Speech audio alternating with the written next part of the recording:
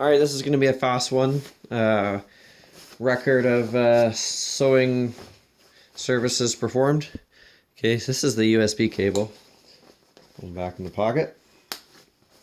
Okay, so customer complained that the cuffs were starting to wear through. They were getting pretty terrible.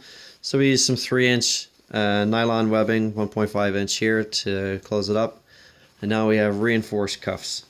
And these are really skookum.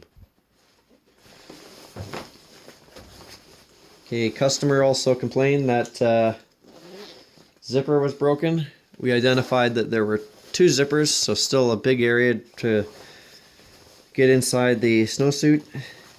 And so we came in and we hand stitched the zipper closed right here.